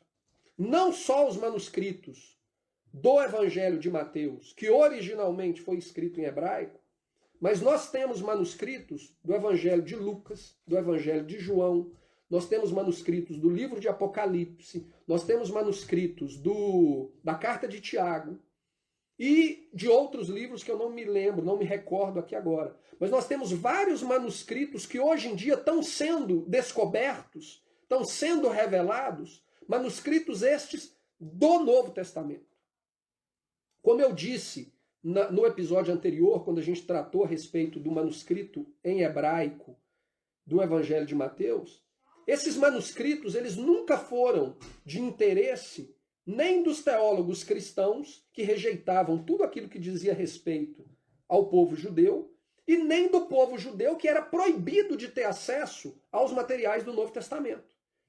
Então, se hoje nós temos diante de nós manuscritos de vários livros do Novo Testamento na língua hebraica, a única explicação para isso é que esses manuscritos foram preservados e foram copiados por judeus que criam em Jesus, que criam em Yeshua, no Messias, e que durante os primeiros, pelo menos 5 séculos da história da igreja, eles permaneceram na sua fé, fiel àquela fé entregue aos santos do primeiro século. Tem umas cartas que foram trocadas entre Agostinho e Jerônimo no século VI, por volta ali do ano 500 e alguma coisa, século VI depois de Cristo. E nenhuma dessas cartas, Agostinho tem um debate com Jerônimo a respeito de reconhecerem como irmãos da fé judeus que criam em tudo que a igreja cria naquela época com relação ao nascimento de Jesus, com relação à morte e ressurreição de Jesus, o papel dele como nosso Salvador, mas que continuavam guardando a lei de Deus porque eles eram judeus. Isso está documentado, século VI depois de Cristo. E a decisão ali que Jerônimo apresenta para Agostinho é que, segundo a igreja, essas pessoas eram amaldiçoadas. Por elas estarem guardando a lei de Deus, elas eram malditas. E que a igreja não poderia aceitar essas pessoas dentro do seio da igreja, porque em vez deles converterem essas pessoas ao cristianismo, essas pessoas iriam levá-los ao judaísmo. Esse foi o entendimento de Jerônimo. E Agostinho, apesar de ficar claro nos escritos dele que ele reconhecia aquelas pessoas como irmãos, ele acabou se submetendo à autoridade da igreja com relação a isso. Mas basicamente o que Jerônimo quis dizer ali é o seguinte: eu só acredito que eles são nossos irmãos se eles vierem aqui comer carne de porco comigo. Eu só acredito que essas pessoas são nossos irmãos se eles vierem aqui no dia 25 de dezembro adorar o nosso Deus pagão. Basicamente é isso. É o que Antíoco Epifânio fez lá no tempo dos Macabeus. Por isso que está tudo interligado. Ou seja, se eles rejeitarem a lei de Deus, eu os reconheço como irmãos de fé. Mas se eles não rejeitarem, eles estão amaldiçoados e condenados à morte. É isso na cabeça da igreja e na cabeça de Jerônimo. Só que o que Agostinho deixa claro é que ali no século XVI existiam pessoas que não se submetiam a isso. Eles não se curvavam diante do Deus pagão para prestar culto a ele e colocar no templo do Espírito Santo, que é o corpo deles, aquilo que Deus declarou abominável e imundo. Eles não se submeteram àquilo. Só que por eles não se submeteram àquilo, eles viveram durante toda a história da vida deles como se fossem leprosos. Eles eram rejeitados pelos judeus porque criam em Jesus como Messias, criam em Yeshua como Messias, e eles eram rejeitados pelos cristãos porque eles ainda guardavam a lei de Deus. Então esse povo, ele viveu como que isolado, abandonado. E mesmo eles estando abandonados, eles preservaram a fé deles, segundo a fé da igreja primitiva em Jerusalém, uma igreja que era zelosa na observação da lei de Deus, conforme testemunhada lá em Atos capítulo 21. Esqueci agora. Tiago, acho que Tiago, irmão de Jesus, que era o líder da igreja em Jerusalém, lá em Atos 21, deixa muito claro que ele era zeloso da lei de Deus, que os anciãos da igreja eram zelosos na obediência da lei de Deus, que dezenas de milhares de judeus que creram no Messias eram zelosos da lei de Deus, e o próprio Paulo faz um voto de Nazireu em Atos 21 para dar testemunho diante de todas as pessoas de Jerusalém que achavam que ele pregava contra a lei, que ele não só nunca pregou contra a lei, mas ele mesmo cria e vivia segundo ela. Portanto, Atos 21 ele nos dá um testemunho claro que o povo da igreja primitiva em Israel, eles sempre foram fiéis à lei de Deus. E nós temos testemunhos no relato histórico dos pais da igreja que esse grupo continuou sendo fiel à lei de Deus até mesmo lá no século VI. A gente não sabe quantos séculos eles permaneceram, esses grupos. Mas com toda a perseguição, tanto de um lado quanto de outro, odiados tanto pelos judeus quanto pelos cristãos, essas pessoas até o século VI, eles continuaram fiéis, e os manuscritos em hebraico que nós temos acesso hoje, alguns deles são datados do ano 1100, 1200, que seriam século XIII, século XIV depois de Cristo. Portanto, nós temos ainda manuscritos que eram preservados ali naquele tempo. Mesmo diante de toda essa perseguição, a gente aqui ainda acrescenta a perseguição do tempo da Inquisição, no qual pessoas que declaravam a fé, os judeus, foram perseguidos pela Igreja Católica e muitos dos seus materiais e dos seus livros foram queimados, foram destruídos durante o período da Santa Inquisição. Depois a gente vai para o período do nazismo. Em toda a Europa, todo tipo de livro em língua hebraica que era encontrado era queimado. Tudo era destruído. Apesar disso tudo, de 2000 anos de rejeição, de 2000 anos de perseguição, de 2000 anos de ódio, essa minoria, esse remanescente que Deus sempre preservou para ele, um remanescente fiel do povo de Israel, esse remanescente, de alguma forma, ele preservou os escritos do Novo Testamento na língua hebraica, para que hoje, o pouco desses manuscritos que restaram, eles nos fossem testemunhas para nos ajudar a desvendar esse problema relacionado à pronúncia do nome do Pai e do nome do Filho. Então eu uso o nome Jeová porque eu creio que não existe nada mais importante do que a palavra escrita de Deus, preservada por ele, para nos dar testemunho da verdade. E em todos esses manuscritos, o nome de Deus aparece como Jeová e o nome do Filho como Yeshua. Eu tenho aqui anotado na minha Bíblia só o primeiro capítulo de Lucas. Quantas vezes o nome de Deus aparece no manuscrito de Lucas em hebraico? E eu não estou falando aqui que Lucas foi escrito originalmente em hebraico, mas existem cópias do Evangelho de Lucas em hebraico que foram preservadas, sem dúvida nenhuma, por judeus que criam no Messias. Só no livro de Lucas, no capítulo 1, o nome de Deus aparece 1, 2, 3, 4, 5, 6, 7, 8, 9, 10, 11, 12, 13 vezes até o versículo 35. Até o versículo 35 ele aparece, acho que 13 vezes, né, que eu falei. Então nós temos hoje esse testemunho. E é por isso que eu uso essas pronúncias, o nome Jeová e o nome Yeshua. Além disso, em Salmos 44, versículo 20 e 21, a palavra de Deus nos diz o seguinte. Salmos 44, versículo 20 a 21. Se nós esquecemos o nome do nosso Deus e estendermos as nossas mãos para um Deus estranho, porventura não esquadrinhará Deus isso? Pois ele sabe o segredo do nosso coração. O que é que o salmista está nos dizendo aqui? Que se, por nós termos esquecido o nome do nosso Deus, nós termos nos desconectado da cultura original do qual o nome de Deus era preservado, que é exatamente o que aconteceu conosco. Nós nascemos cerca de 2000 anos depois do tempo de Cristo, completamente desconectado do original. Completamente desconectado. Após séculos e séculos de influência, de perseguições, que podem ter mudado e podem ter adulterado, sim, a pronúncia do hebraico, a pronúncia dos nomes, podem ter adulterado, sim.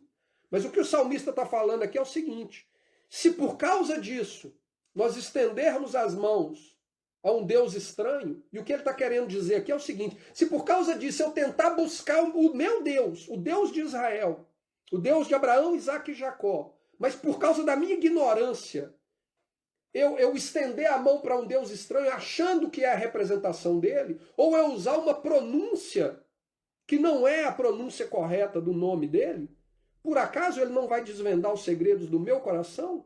Por acaso ele não vai entender que eu estou buscando é a ele, mas que por causa da minha ignorância eu estou fazendo da maneira que não deveria ser a maneira correta? Eu estou usando um nome ou uma pronúncia que não é o nome correto? O que o salmista está falando aqui é o seguinte: ele vai entender. E ele vai honrar o seu desejo de honrá-lo da maneira que ele determinou para ser honrado e para ser glorificado. Então eu não tenho dúvida que durante esses 2000 anos de história, milhares, milhões de pessoas foram salvas em nome de Jesus. Foram curadas em nome de Jesus. Demônios foram expulsos usando o nome de Jesus. Eu não tenho dúvida nenhuma disso. Porque Deus esquadrinha o coração daquela pessoa que só teve acesso àquela informação. Mas que quando ele proclama o nome de Jesus, no interior dele, ele está proclamando o nome do filho de Maria, que ele não sabe qual que é o nome que Deus escolheu para ele. Então Deus olha o coração da pessoa, o íntimo da pessoa, e Deus atende o clamor daquela pessoa. Agora, o que a gente não pode esquecer, e eu já falei isso anteriormente, é que nós estamos vivendo um tempo especial na história da humanidade. Nós estamos vivendo um tempo que o profeta Daniel, ele profetizou que o conhecimento se multiplicaria. E para aqueles que querem viver em santidade, ele se multiplicaria para conduzir essas pessoas para se tornarem ainda mais santas. A multiplicação desse conhecimento, ela nos capacita a nos aproximarmos mais de Deus, a termos mais intimidade com Deus. E uma das coisas que essa multiplicação de conhecimento tem nos fornecido é a oportunidade de termos acesso a esses documentos, a esses manuscritos e a essas informações que nos ajudam a conhecer o nome de Deus e a conhecer o nome do Filho. Então, se hoje eu tenho uma informação melhor, por que eu vou escolher continuar vivendo e praticando as mesmas coisas que eu praticava na minha ignorância? Por quê? Por que não tentar honrar a Deus da maneira que Ele deseja ser honrado? E aí alguém pode até virar e falar o seguinte: mas Marcelo, mesmo com tudo isso que você está falando, ainda existem pessoas que usam pronúncias diferentes. E não tem problema. Se você está se dedicando a conhecer o nome de Deus, se você está buscando conhecer o nome de Deus, se dedicando na busca e no estudo para poder ter essa convicção e honrá-lo da maneira que ele deseja ser honrado, e a sua convicção te levou a acreditar que a pronúncia é Yahweh, ou Yahvé no português, ou você chegou à conclusão que a pronúncia é Yahuwah, e o nome do filho é Yahushua, ou Yahusha, não tem problema. Pronuncie da maneira que a sua convicção e o seu estudo te levou a ter essa convicção. E o Senhor vai te honrar. Talvez um dia, quando a gente chegar lá diante dele, ele vai virar para a gente e falar: olha, vocês estavam todos errados. Todos errados. Porque sofreu tanta interferência, tanta influência a língua hebraica durante esse tempo todo, que no final das contas todo mundo errou. A pronúncia é outra. A pronúncia é outra. Agora, o que nós estamos fazendo é tentar honrar o Senhor com a informação que Ele está nos providenciando hoje. E eu tenho certeza que Ele vai nos honrar por isso. Agora, se eu me acomodar e virar e falar: não, eu sei que não é, mas para mim não interessa, eu quero continuar. Será que realmente a gente tem desejo? Será que a gente tem uma paixão dentro de nós de viver o nosso relacionamento com Deus, com intimidade com Ele? Quando você tem intimidade com alguém, você chama a pessoa pelo nome dela. E quando a gente começa a ter intimidade com Deus, a gente quer conhecer a Deus da maneira como ele é. A gente quer conhecer a Deus pelo nome dele. A gente quer se referir a Jesus pelo nome dele. Porque uma coisa é certa, o nome não é Jesus. Isso aí nós temos certeza absoluta. Não é Jesus. Jesus não significa absolutamente nada. É apenas um grupo de letras que formam a palavra e que tem um som. Só isso. É uma transliteração do nome original. Mas é Yeshua? Mas é Yahushua? Mas o correto seria pronunciar Yehoshua, o nome completo? Faça o seu dever de casa, estude, busque conhecer a palavra de Deus, e aí tire as suas conclusões. E procure honrar o Senhor da maneira que Ele deseja ser honrado, que eu tenho certeza que Ele vai te honrar de volta pelo seu desejo e o seu empenho em caminhar em direção a Ele, em caminhar em direção à perfeição. Paulo não falou que nós vamos chegar na perfeição. A perfeição nós vamos atingir ela quando nós tivermos o nosso corpo glorificado e nós conseguirmos conhecê-lo assim como Ele nos conhece. Ali nós vamos ser perfeitos. O nosso papel hoje, como servos de Deus e discípulos de Yeshua, é de caminharmos em direção à perfeição.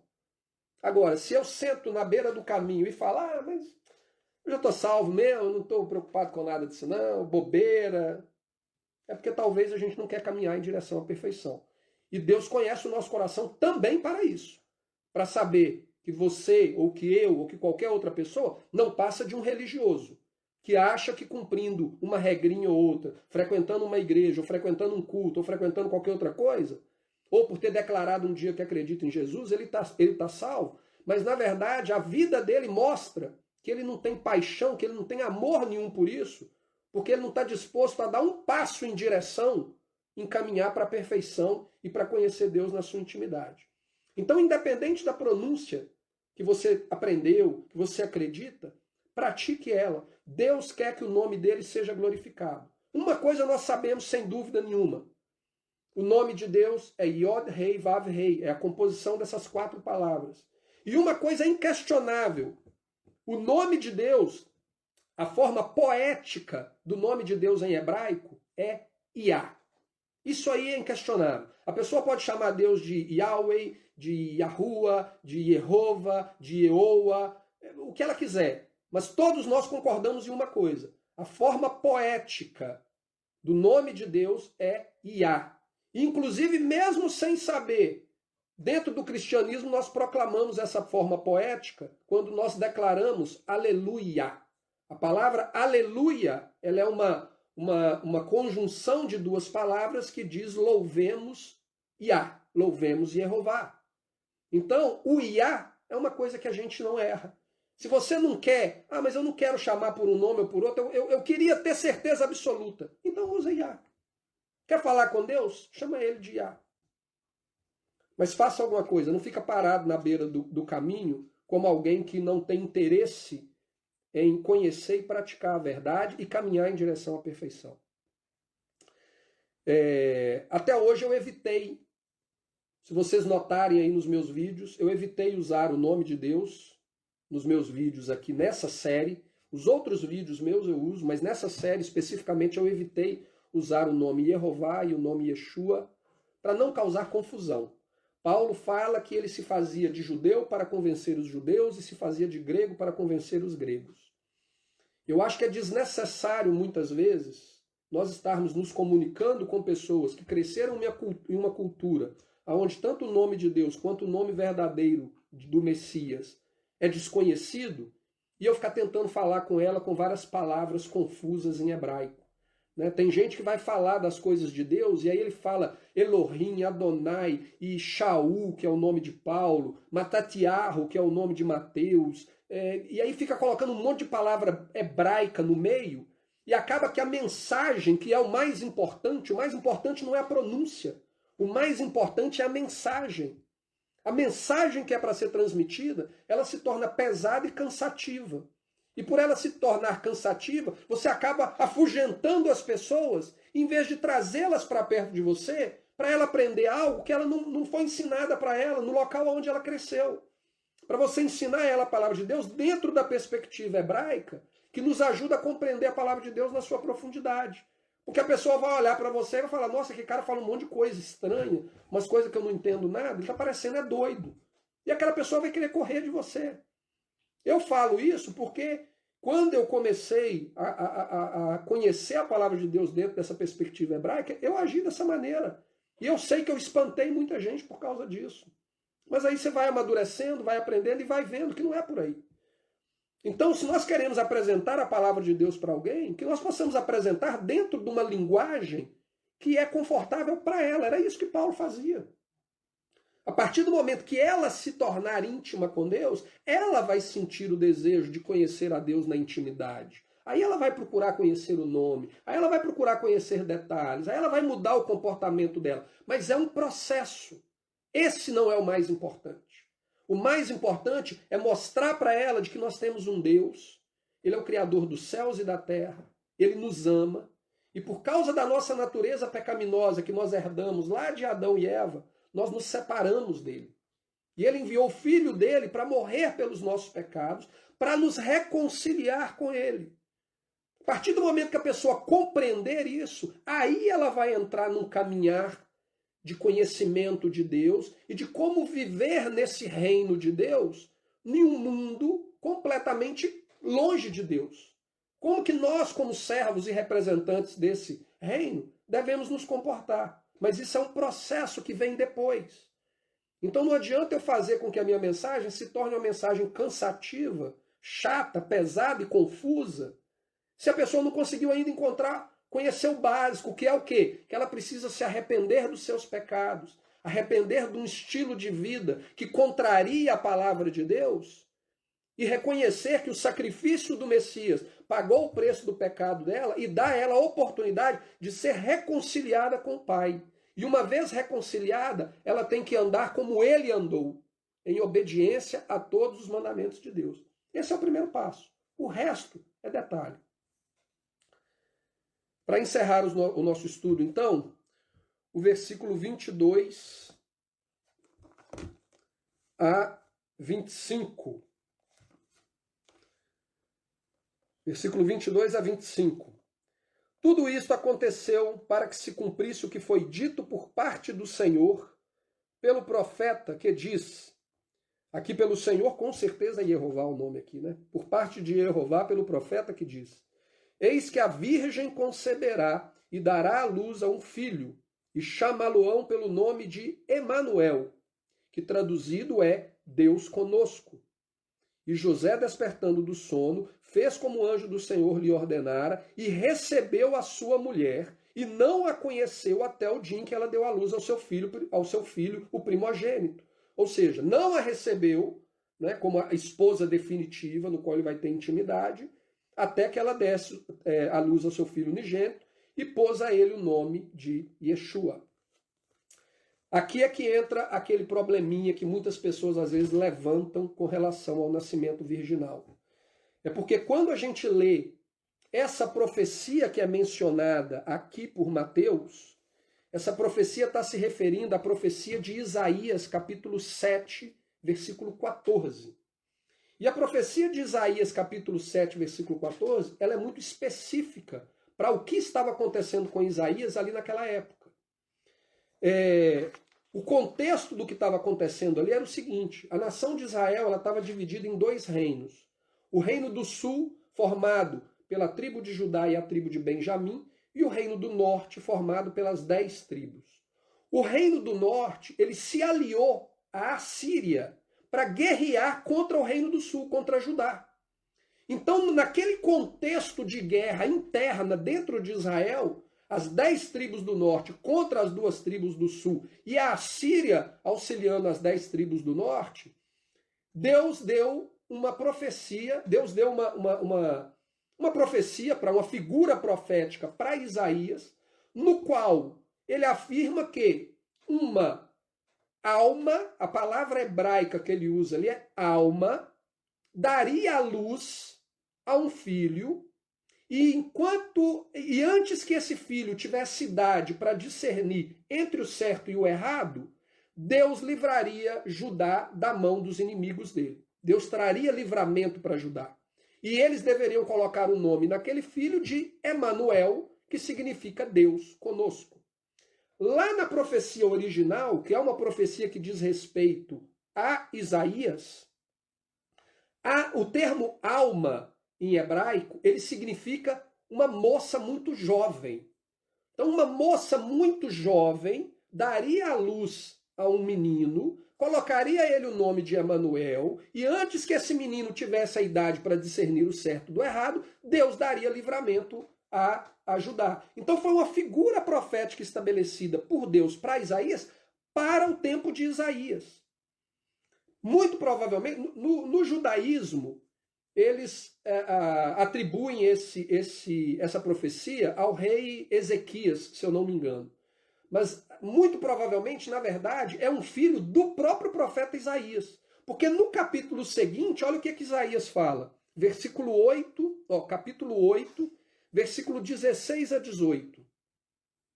Liga o testemunho, sela a lei entre os meus discípulos, e esperarei ao Senhor, que esconde o seu rosto da casa de Jacó, e a ele aguardarei. Ou seja, eu vou esperar em Jeová, que está deixando que isso tudo aconteça, mas eu vou esperar na promessa que ele me deu lá no capítulo 7. Qual que é a promessa? Que vai nascer um menino e antes que ele fique velho para discernir o bem do mal, eu vou trazer livramento para vocês. E olha o que ele fala agora. Eis-me aqui com os meus filhos que ele me deu, que me deu Jeová, por sinais e por maravilhas em Israel, da parte de Jeová, Tsevaot, o Senhor dos Exércitos, que habita no Monte Sião. Então, logo no capítulo seguinte, Isaías está falando o seguinte: os meus filhos são sinais que Deus me deu do agir dele em favor do povo. Então eu vou esperar nele. Ele me deu a promessa e eu vou esperar nele.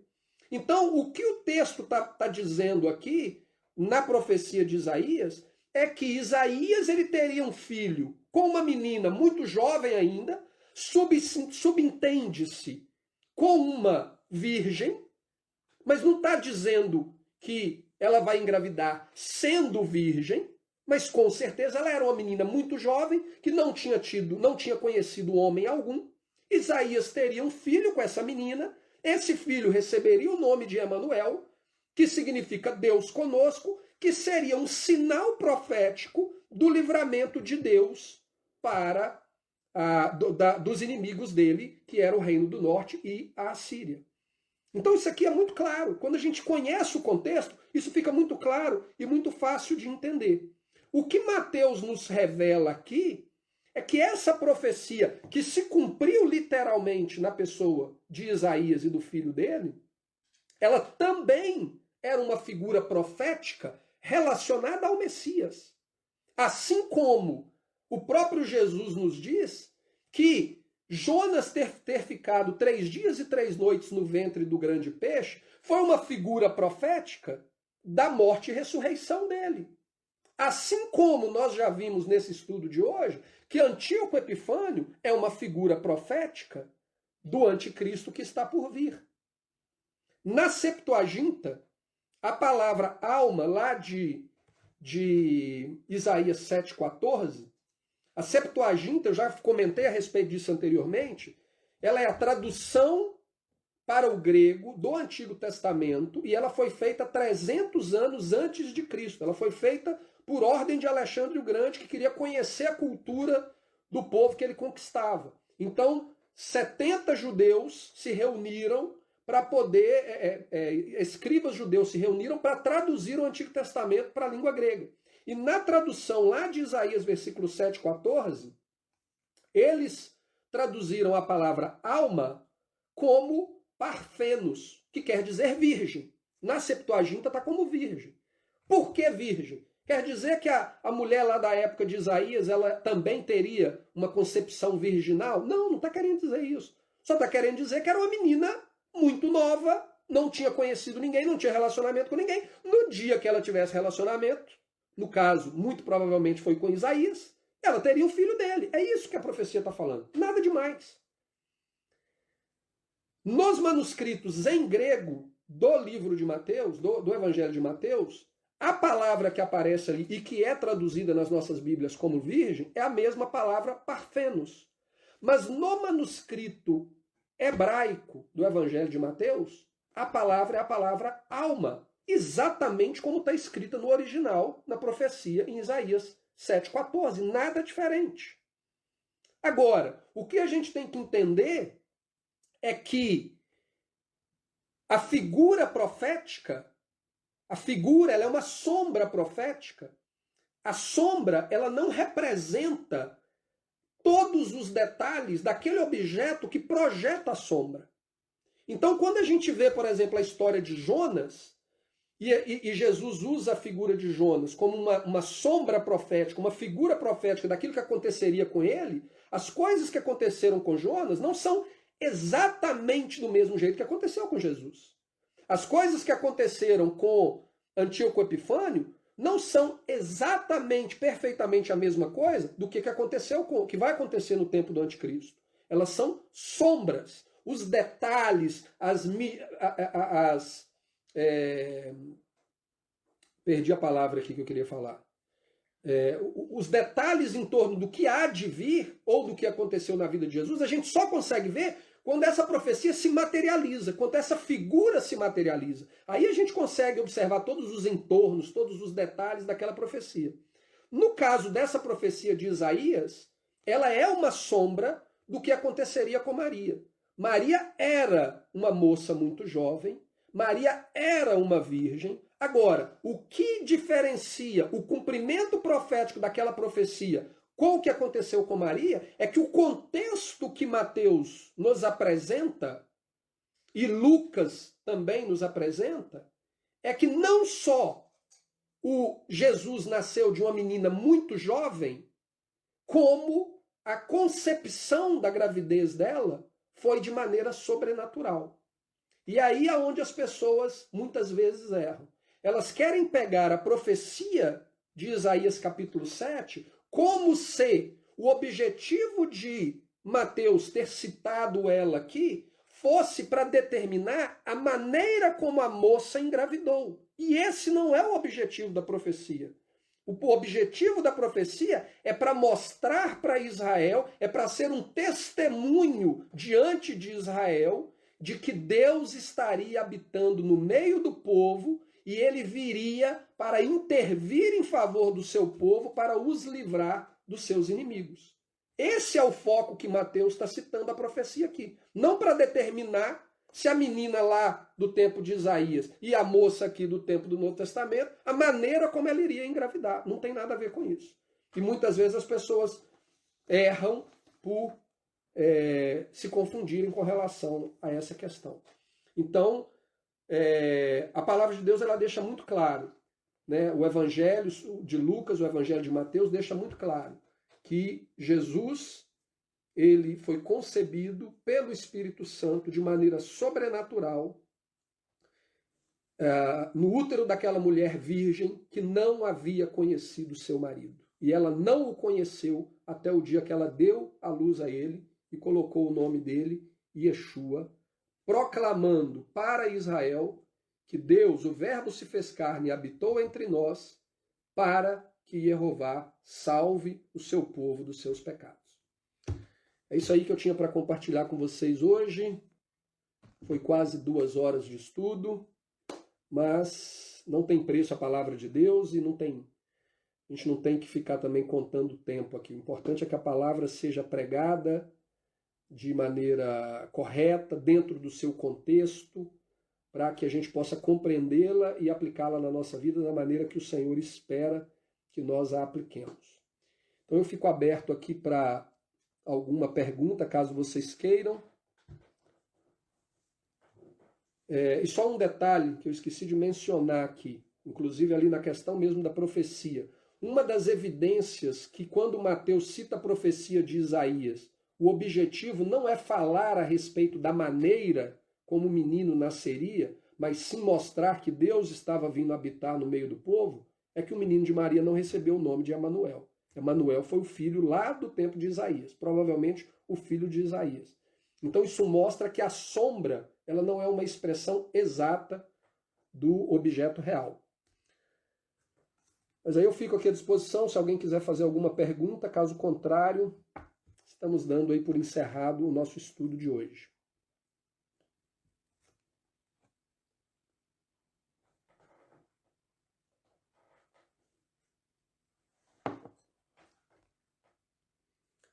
Aparentemente não teremos perguntas, como sempre.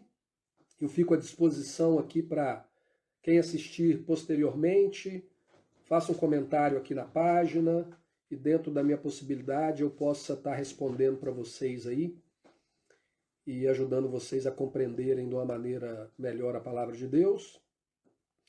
Quem tiver interesse, nós temos um grupo no WhatsApp, onde a gente tem mais facilidade para estar comunicando com o pessoal. É um grupo bem tranquilo, não tem muitas postagens, não fica perturbando muito as pessoas que fazem parte dele. É mais mesmo para facilitar a maneira da gente estar relacionando um com o outro.